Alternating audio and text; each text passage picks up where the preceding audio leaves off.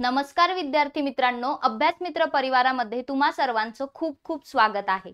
आज आपण कंबाईन पूर्व परीक्षा 2023 मधील भूगोल या विषयाचे जे PYQ आहेत ते इथे विश्लेषणासहित अभ्यासणार आहोत।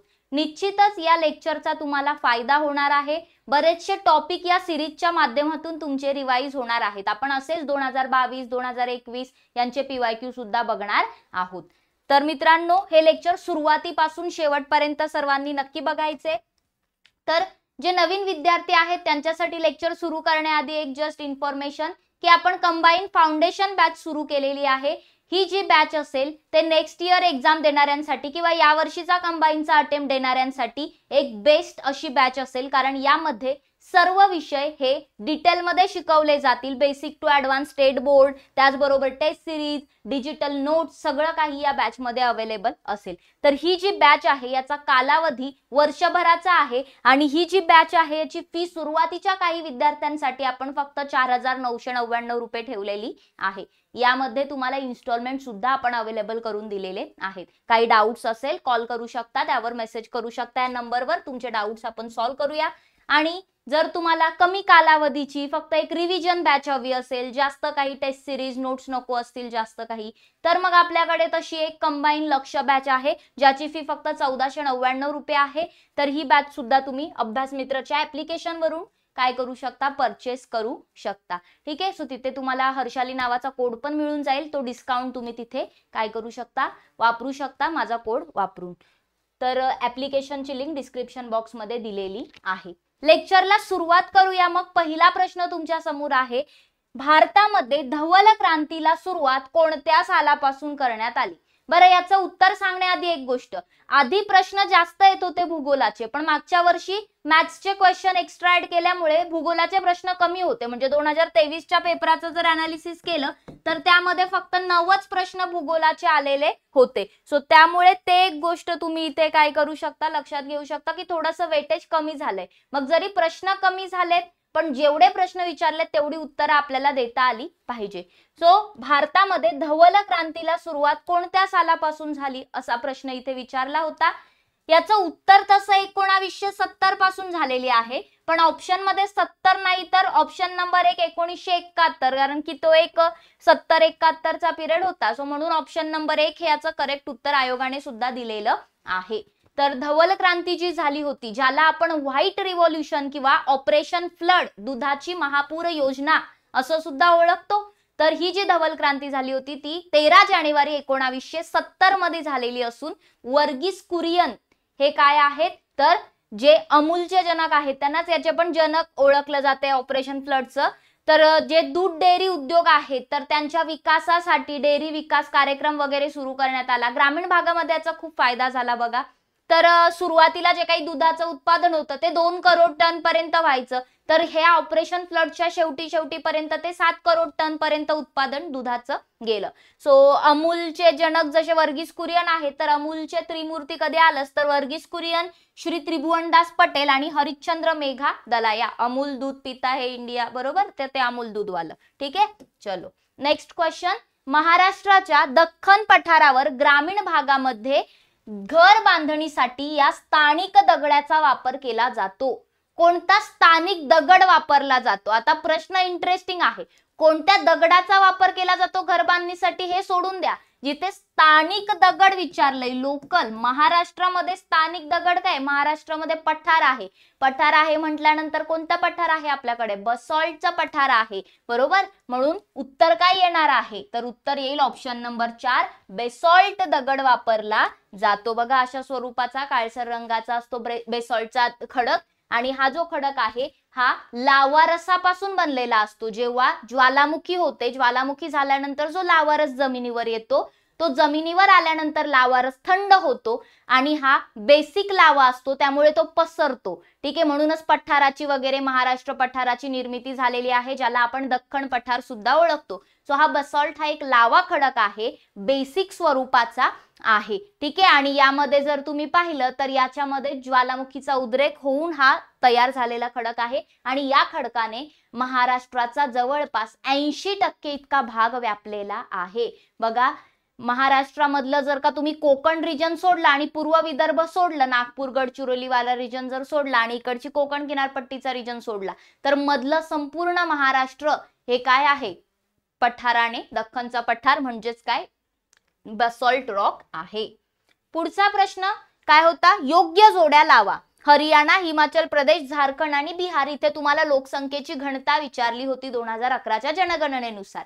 रिसेंट जनगणना व्हायला पाहिजे होती 2021 ला, कोविडमुळे पुढे गेले तर अजून काही झालेली नाहीये, 2026 पर्यंत होपसो होईल. तर सध्या लोकसंख्येवर प्रश्न आले तर 2011च्या जनगणनेनुसारच येणार आहेत आणि येतोच एखादा प्रश्न, म्हणजे फिक्सच आहे की लोकसंख्या हे इम्पॉर्टंट टॉपिक आहेच. तर बघा इथे तुम्हाला घनता विचारली होती. आपल्याला या 4 मध्ये एवढं माहितीये की बिहारची लोकसंख्येची घनता जास्त आहे, एवढं आपल्याला माहितीये. म्हणून आपण काय करू शकतो, बिहारला 4 ची जोडी लावू शकतो. पण ड च 4 यावरून ऑप्शन किती एलिमिनेट होत आहे, फक्त एकच ऑप्शन एलिमिनेट होतो, तिसरा.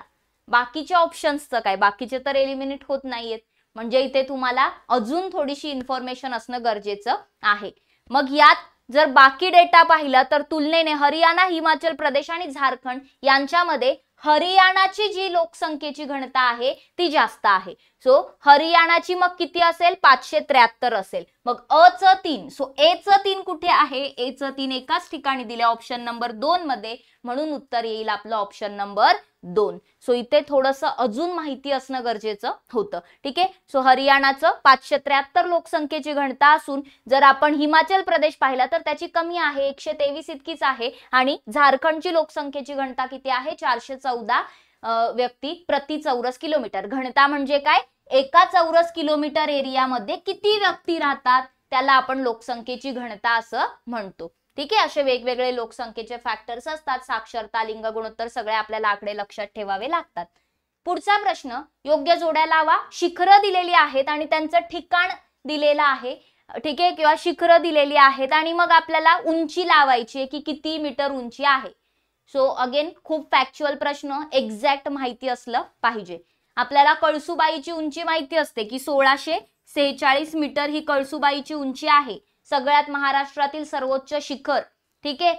मग त्यानंतरच्या बाकीच्यांची उंची थोडी थोडी आपल्याला कमी माहिती असते. ठीक आहे, बट ती तुम्हाला लक्षात ठेवावी लागेल. मग आता इथे जर पाहिलं तर थोडंसं लॉजिक, जरी तुमच्याकडे एक ट्रिक असेल, कसा मी हसतो अत्रे, ते बघा. आता त्या ट्रिक मध्ये आपल्याला चेंजेस करावे लागतील, कारण रिसेंटली काही नवीन शिखरं महाराष्ट्रात हाईट मोजलेली आहे आणि त्यांची उंची जास्त आढळली, त्यामुळे ते घनचक्कर वगैरे मध्ये ऍड करावं लागणार आहे, तारामती घनचक्कर. ठीक आहे. सो ते आपण बघूया, धोडप वगैरे ऍड करावे लागतील, मी सांगते तुम्हाला ते. पण या प्रश्नाचा सध्या जर विचार केला जुन्या ट्रिक वाईज, कसा मी हसतो, सो क म्हणजे कळसुबाई, स म्हणजे साल्हेर. ठीक आहे. आणि हसतो, हसतोचं ह सोडून द्या, परत स म्हणजे सप्तशृंगी. ठीक आहे, म्हणजे साल्हेर नंतर सप्तशृंगीचा नंबर लागतो. मग अत्रे ते बघा, सो त्रेचं त्र्यंबकेश्वर आहे. सो साल्हेर, सप्तशृंगी आणि त्र्यंबकेश्वर, म्हणजे सगळ्यात जास्त हाईट कोणाची असेल यात, साल्हेरची असेल. म्हणजे 1567 ही साल्हेरची हाईट आहे. सो डी च 1 हे जर तुम्हाला माहिती असेल तरी उत्तर तुमचं आपोआप निघतं, ऑप्शन नंबर 1. बघा इथे फक्त एक हाईट, यामध्ये सेकंड हायेस्ट महाराष्ट्रातलं साल्हेर आहे ना, नाशिक मधलं. सो त्याची हाईट जर 1567 मीटर तुम्हाला माहिती असेल, किंवा या सगळ्यांमध्ये हायेस्ट तोच आहे जो साल्हेर असेल, उत्तर लगेच निघतं डी चं 1 वरून, ऑप्शन नंबर 1. ठीक आहे. त्यानंतर मग तुम्ही बाकीच्या जोड्या पण लावू शकता, जसं की त्र्यंबकेश्वर जे आहे 1304 आणि 1416 कोणाची, सप्तशृंगीची हाईट आहे, आणि उरलं काय, मांगीतुंगी 1100 मीटर. ठीक आहे. सो असं हे उत्तर, किंवा ह्यावरून तुम्ही मांगीतुंगी आपल्या त्या कसा मी हसतोच्या ह्याच्यात पण नाहीये, सो त्यावरून पण तुम्ही मांगीतुंगीची 1100 असेल, कमी असेल, सर्वात हे लॉजिक कसंही लावू शकत होता. तर जसं याचं उत्तर ऑप्शन नंबर 1 आहे. मी तुम्हाला सांगितलं की काही नवीन जे शिखरं आहेत ते ऍड झालेले आहेत. तर ते आहेत घनचक्कर, धोडप आणि एक तारामती ऍड झालेला आहे. सो जुनी आपली जी ट्रिक होती ती कसा मी हसतो म्हणजे महाबळेश्वर, त्यानंतर मग आपण हरिश्चंद्र, सप्तशृंगी आणि तोरणा असं घेत होतो. ठीक आहे. पण आता महाबळेश्वरच्या आधी 2 ऍड झालेले आहेत, साल्हेरच्या नंतर आणि महाबळेश्वरच्या आधी, 3ऱ्या आणि 4थ्या क्रमांकावर. तिसरा आहे घनचक्कर, याची 1532 मीटर इतकी हाईट आहे आणि धोडपची हाईट जी आहे ती आहे 1472, महाबळेश्वर पेक्षा जास्त आहे. त्यानंतर हरिश्चंद्रगड पेक्षा जास्त आहे हाईट ती म्हणजे तारामतीची. सो 1431 इतकी 1431 मीटर इतकी तारामतीची हाईट आहे. हे घनचक्कर, धोडप आणि तारामती हे 3 नवीन शिखरं आहेत. जर आता तुम्हाला प्रश्न आला तर त्यामध्ये हा सिक्वेन्स तुम्हाला लक्षात ठेवावा लागेल. मग याची ट्रिक आपण काय केलेली आहे, कसा कसा कसा कळसुबाई साल्लेर, चक्कर येऊन, येऊन सोडून द्या चक्कर, चक्कर वरून घनचक्कर, येऊन धडकन म्हातारा, धडकन वरून धोडप, महावरून म्हातारा, तर म्हाताऱ्याला आपण महातारा असा लिहूया. सो महाबळेश्वर, तारावरून तारामती, पडतो व हसतो, सो पडतो सोडून द्या, हसतो वरून हरिश्चंद्रगड, सप्तशृंगी आणि तोरणा. ठीक आहे, म्हणजे हा जो नवीन सिक्वेन्स आहे तो तुम्हाला या ट्रिकच्या माध्यमातून कसा चक्कर येऊन, धडकन म्हातारा, पडतो व हसतो लक्षात ठेवावं लागेल. पुढे जाऊया. नेक्स्ट क्वेश्चन होता, रोरो वाहतुकीची सुरुवात भारतात सर्वप्रथम कोणत्या रेल्वे मार्गावर झाली? रोरो वाहतूक. ठीक आहे, आधी तर आपण रोरो वाहतूक काय आहे ती बघूया. अशा स्वरूपाची म्हणजे बघा, ही एक ट्रेन आहे मालगाडी टाईप आणि त्याच्यावरून ज्या काही गाड्या आहेत आपल्या ट्रक्स वगैरे ते त्याच्यावर ठेवले आणि मग ही रेल्वे पुढे जाते. तर ही जी रोरो वाहतूक आहे बघा, पर्यावरणाला याचा फायदा होतो ना, म्हणजे जे इमिशन व्हायचं एवढ्या सगळ्या गाड्यांचं जे त्यांचं पेट्रोल डिझेलवाला जे काही कार्बन मोनॉक्साईड वगैरे बाहेर पडायचं, धूर वगैरे सगळं ते टळलं ना, कारण की त्या गाड्या तर चालत नाहीये, रेल्वे चालतीये. सो रेल्वेवरच एकदाच सगळ्या गाड्या त्या चाललेल्या आहेत. सो ह्याला म्हणतो आपण रोरो वाहतूक आणि ह्याची सुरुवात कोकण रेल्वे मार्गावरती झालेली होती. ठीक आहे, सो सर्वप्रथम भारतात कोकण रेल्वे मार्गावरती या रोरो ट्रान्सपोर्टची सुरुवात झालेली आहे. ऑप्शन नंबर 3 हे करेक्ट उत्तर येईल. पुढचा प्रश्न, इथे आपल्याला राज्य आणि त्या राज्यांमधील पर्यटन स्थळं दिलेली आहेत. मग इथे पण थोडंसं एक एलिमिनेशन मेथडला स्कोप आहे, पण माहिती असलं पाहिजे. जर तुम्हाला अंबाला हे ठिकाण कुठे आहे हे लक्षात असेल किंवा कुठे ऐकलं असेल क्वचित किंवा इतर कोणत्या गोष्टी, तर तुम्ही उत्तरापर्यंत पोहोचू शकता. जसं की मला माहितीये की हरियाणामध्ये अंबाला आहे. सो हे अंबाला पर्यटन स्थळ हरियाणाचं आहे. तर यावरून D चं 2, तर इथे D चं 2 इकडे आहे, इकडे आहे. ठीक आहे, काय केलं, D चं 2. सो D चं 2 अंबाला इकडे, इकडे 2 ठिकाणी आहे. 2 ऑप्शन तर माझ्यासाठी एलिमिनेट झाले. आता काय उरलं तर हे. ठीक आहे, मग यामध्ये काही सिमिलर दिलंय का, तर एक सिमिलर दिलंय म्हणजे C चं 1 आहे. सो पंजाब मध्ये बाबा बकाला तरण तारण आहे, हे पण गेलं. ठीक आहे, मग उरले ऑप्शन 2 त्रिलोकनाथ, नैनादेवी, अवंतीपूर, अलची गोंपा. तर यामध्ये मला हिमाचल प्रदेश, नैनादेवी, त्रिलोकनाथ हे आहे, हे मला माहितीये. सो B चं मी 4 लावलं, B चं 4. सो इथे B चं 4 याच ठिकाणी दिले म्हणून उत्तर येईल ऑप्शन नंबर 2. उरलं काय, जम्मू काश्मीर, जम्मू काश्मीरचं अवंतीपूर, अलीची गोंपा. सो बघा इथे काहीतरी एक किंवा B चं 4 माहिती असेल आपल्याला तरी 2 ऑप्शन उरतात, म्हणजे कुठेही 2 ऑप्शन उरत होते. सो 2 गोष्टी माहिती असणं गरजेच्या होत्या. ठीक आहे, सो जसं मला हिमाचल प्रदेश आणि हरियाणावरून मी उत्तर काढलं. तर ही पर्यटन स्थळं आहेत. हिमाचल प्रदेशमध्ये त्रिलोकनाथ, नैनादेवी आहे, हरियाणामध्ये अंबाला आहे, त्याचबरोबर भडकल सरोवर आहे, पंजाबमध्ये तरण तारण आणि बाबा बकाला आहे आणि जम्मू काश्मीरमध्ये अवंतीपूर आणि अलीची गोंपा हे पर्यटन स्थळे आहेत. पुढे जाऊया. चॅम्पियन आणि सेट यांच्या वर्गीकरणानुसार महाराष्ट्र राज्यामध्ये जंगलांचे किती प्रमुख प्रकार आहेत? चॅम्पियन आणि शेट यांनी जे वनांचं वर्गीकरण केलं होतं तर भारतामध्ये त्यांनी किती सांगितले होते? 5 प्रकार सांगितले होते. भारतामध्ये 5 प्रकारात त्यांनी वर्गीकरण केलं होतं, पण महाराष्ट्रामध्ये त्यांनी 6 प्रकारांचं वर्गीकरण केलेलं आहे. भारतामध्ये जे 5 प्रकारांचं वर्गीकरण केलं होतं हे दोन्ही पण वर्गीकरण त्यांनी 1968 मध्ये केलं होतं. तर 1968 मध्ये भारतामधील वनांचं वर्गीकरण त्यांनी उष्णकटिबंधीय, ट्रॉपिकल, ठीक आहे, उष्णकटिबंधीय यालाच आपण काय म्हणतो, ट्रॉपिकल. त्यानंतर पर्वतीय उपउष्णकटिबंधीय म्हणजे माउंटेन सब ट्रॉपिकल. त्यानंतर पर्वतीय समशीतोष्ण माउंटेन टेम्परेट आणि उप अल्पाईन सब अल्पाईन आणि एक अल्पाईन असं 5 प्रकारांमध्ये वर्गीकरण भारतीय वनांचं केलं होतं. कोणी? चॅम्पियन आणि सेट यांनी. ठीक आहे, 1968 मध्ये. आणि महाराष्ट्रात त्यांनी 6 प्रकार ऍड केले, की एक आपलं ड्रायवालं, काटेरीवालं. ठीक आहे, सो ते पण महाराष्ट्रात त्यांनी ऍड केलं. आणि मग पुढे जाऊन त्यांनी परत 17 वन प्रकारामध्ये महाराष्ट्राच्या वनांना विभागलं होतं. ठीक आहे, सो ह्या काही गोष्टी तुम्ही इथे लक्षात ठेवू शकता. पुढचा प्रश्न आहे औष्णिक विद्युत केंद्रासंबंधी. तर मित्रांनो, औष्णिक विद्युत केंद्र कोणते, कुठे आहे, असा हा प्रश्न विचारला होता. ऍक्च्युअली हा प्रश्न कॅन्सल झाला होता. याचं कारण असं की उरण जे आहे ते आपण जर इकडे पाहिलं तर ठाण्यामध्ये याची जोडी त्यांनी दिली, म्हणजे लागते असं सांगितलं, पण उरण येतं रायगडमध्ये. ठीक आहे, सो सीचं 1 जर तुम्हाला हे माहिती आहे तर याचं उत्तर 4 आपण देऊ शकत होतो. बट उरण रायगडमध्ये येतं औष्णिक विद्युत केंद्र, म्हणून हे उत्तर चुकीचं येत होतं. सो बाकी जर तुम्ही पाहिलं तर बाकी सगळं बरोबर आहे, की जसं कोराडी आहे ते भुसावळ जळगाव मध्ये आहे. ठीक आहे, त्यानंतर जे पारस आहे ते अकोल्यामध्ये आहे, त्यानंतर फेकरी नागपूरमध्ये आहे. सो हे सगळं बरोबर लागत होत्या जोड्या, फक्त हे उरण ठाणे रायगड असायला पाहिजे होतं, म्हणून प्रश्न कॅन्सल केला. ठीक आहे, तसं जर पाहिलं तर मग बाकी जोड्या लागत होत्या, बाकींवरून उत्तर तुम्ही काढू शकत होतात. सो हे औष्णिक विद्युत केंद्राचा हा प्रश्न होता. आपण इतर पण औष्णिक विद्युत केंद्र बघूया. महाराष्ट्रातलं पहिलं औष्णिक विद्युत केंद्र चंद्रपूर जिल्ह्यामध्ये दुर्गापूर येथे पहिलं औष्णिक विद्युत केंद्र आहे महाराष्ट्रातलं हे. त्यानंतर बाकी चंद्रपूरमध्ये बल्लारपूर म्हणून पण औष्णिक विद्युत केंद्र आहे. ठाण्यामध्ये चोला औष्णिक विद्युत केंद्र आहे. मुंबईमध्ये तुर्भे, डहाणू औष्णिक विद्युत केंद्र पालघरमध्ये असून परळी औष्णिक विद्युत केंद्र बीडमध्ये आहे.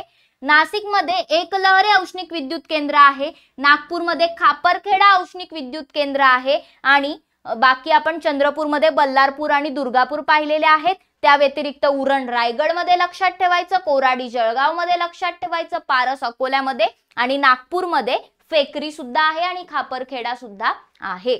सो हे आपण औष्णिक विद्युत केंद्र सुद्धा इथे पाहिलेले आहेत. तर आजच्या लेक्चरचा एक शेवटचा प्रश्न, रायलसीमा पठाराचे स्थान कोठे आहे? तर रायलसीमा पठार जो आहे तो कर्नाटकच्या कुठे आहे, एक्झॅक्ट माहिती असलं पाहिजे. तर ते आंध्र प्रदेशमध्ये आहे. मग आंध्र प्रदेश म्हटल्यानंतर कर्नाटकच्या कुठे येईल? कर्नाटकच्या पूर्वेला आंध्र प्रदेश आहे. सो उत्तर काय येईल? ऑप्शन नंबर 4, कर्नाटकच्या पूर्वेला, कर्नाटक पठाराच्या पूर्वेला रायलसीमा पठार आहे, जे आंध्र प्रदेश राज्यामध्ये येतं.